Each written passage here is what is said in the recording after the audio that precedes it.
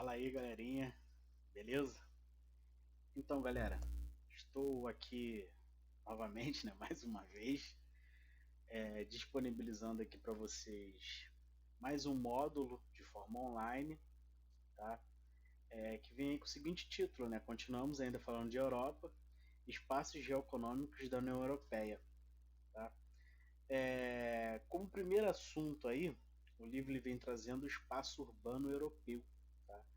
Gente, de 100% da população europeia, 75% da população europeia vivem nas cidades, ou seja, é um continente aí, Europa, de, de grandes proporções aí de habitantes vivendo nas cidades, tá? E assim, esse grande número de habitantes vivendo nas cidades na Europa tem um problema, vai dar um problema também, futuramente a gente vai ver aqui no slide, que é em relação à agricultura, ou seja, a população cresce cada vez mais e as áreas que seriam áreas utilizadas ali para a agropecuária estão sendo áreas que vão ser perdidas com o tempo para ser construído casas, prédios para abrigar a população, tá? Vai para você, mas por que a Europa é o continente aí onde tem mais gente vivendo nas cidades? Gente, vale a gente lembrar que a Revolução Industrial surgiu na Europa, tá? E a Revolução Industrial, ela fez uma das questões da Revolução Industrial, ela ocasionou o êxodo rural, né?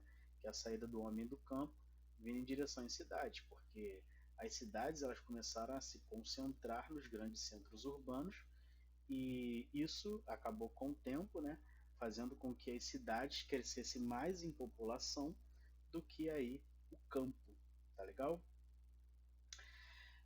O livro traz para vocês também o setor terciário europeu, que é o setor da Europa em que mais se gera emprego e mais se gera riqueza no continente. Tá? Lembrando aí que a economia tem três setores, o primário, o secundário e o terciário. O primário é agricultura e matéria-prima, secundário indústria, tá?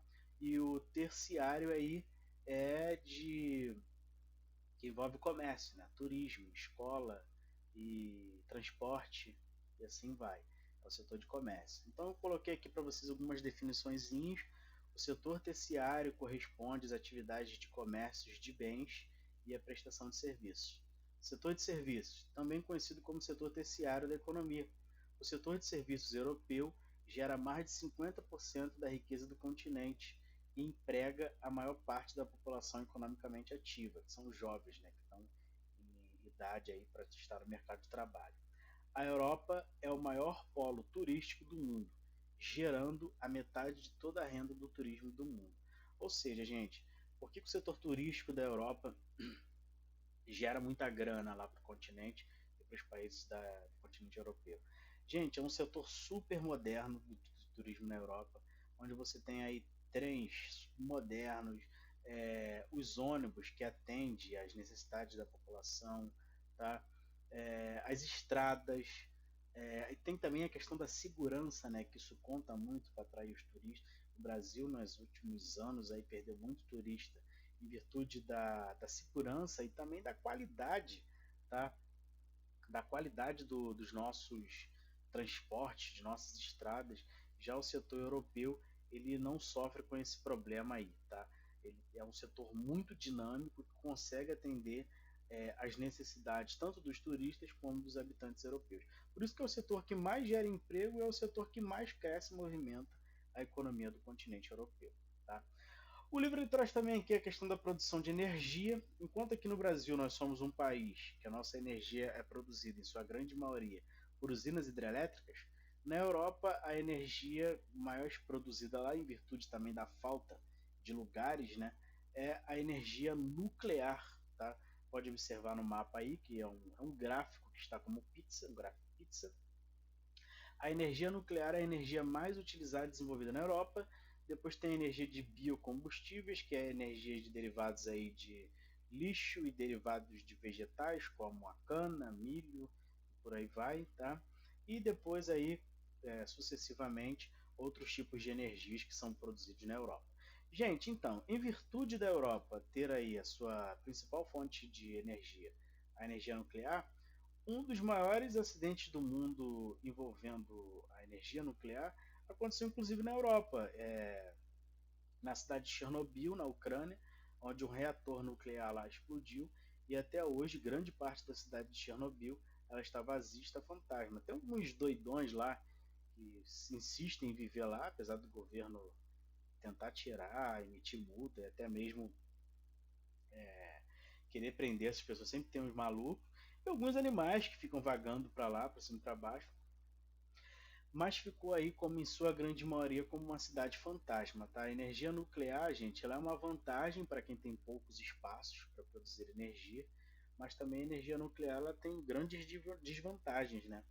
Como, por exemplo, se você não armazenar de forma correta esse urânio, que é enriquecido para produzir energia nuclear, isso vai causar diversos problemas de saúde, como, por exemplo, câncer. Tá?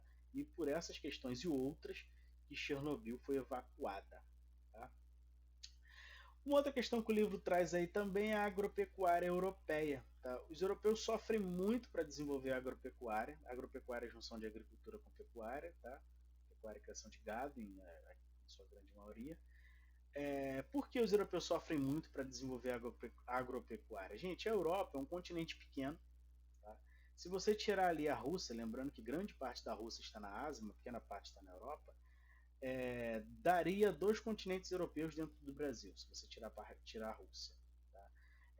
Existem países da Europa que são tamanho de estados do Brasil. A própria Holanda é do tamanho do Rio de Janeiro. Tá? Então, assim, e como você tem uma população urbana muito grande, tem muita gente morando nas cidades, você acaba sofrendo com poucas áreas para desenvolver a agricultura. Então, o que o governo europeu vem fazendo para incentivar a agricultura nesses poucos espaços? O governo ali da União Europeia criou uma política chamada Política Agrícola Comum, tá? Que é chamada de PAC, a abreviação aí. O que é essa política agrícola comum? É uma política de incentivo ao produtor agrícola europeu, aonde o governo europeu, da União Europeia, cria alguns embargos para os países que querem vender seus produtos na Europa para facilitar, tá, os produtores europeus. Como assim? Se você quer vender, vamos supor, 1 quilo de arroz lá, 1 quilo de arroz produzido na Europa vai ser R$ 3, enquanto 1 quilo de arroz de um local que está vindo de fora da Europa, sei lá, vamos colocar lá 7. Por que o governo ele cria essas leis protecionistas aí, que é onde tem esses aumentos dos impostos? Para incentivar o produtor europeu ele continuar ali desenvolvendo a agricultura, a pecuária, e ele não perder espaço dentro do seu próprio país, do seu continente, para grandes produtores que vêm de fora, como por exemplo o Brasil, Estados Unidos e a China, que são grandes produtores aí da agropecuária. Tá? Então o protecionismo são essas leis criadas lá na União Europeia para proteger o produtor, tá, europeu. Em contrapartida tem um subsídio também. O que é subsídio? Tá? O subsídio é uma ajuda, uma renda que o governo dá para esses produtores aí da Europa, para que eles consigam produzir cada vez mais barato, para que o produto que eles estejam produzindo chegue no mercado, no consumidor, cada vez mais barato. Tá? Vou te dar um exemplo de subsídio que está acontecendo aqui no Brasil atualmente. O Brasil está passando aí pelo coronavírus, né, assim como o mundo todo, e o que o governo brasileiro fez? O governo brasileiro fez lá, junto com o Congresso, está dando repasse aí para pessoas de baixa renda e que são autônomos de R$ 600. Ou seja, o governo está repassando um dinheiro para a população. Isso é um subsídio. Tá? O subsídio é quando o governo ele financia, repassa essas verbas aí. Ou seja, para a população, ou seja aí para empresários. No caso lá da União Europeia, são os agricultores. Então, a União Europeia, com essa política agrícola comum, realizando subsídio e o protecionismo, eles protegem os produtores agropecuários dos países da Europa e automaticamente faz com que eles não percam espaço no mercado consumidor, vendendo ali a mais barato, a um preço mais justo do que os produtos que vêm de fora. Automaticamente a população desses países da Europa irão escolher o que? Os produtos produzidos na própria Europa. Show? Galera, é isso daí. Espero que vocês tenham gostado. Tá? E dizer aí que todo mundo continue tomando as medidas protetivas, né? Faça as atividades, é, e que a gente possa voltar todos com saúde assim que isso passar, tá legal? Valeu, galera, e aquele abraço aí.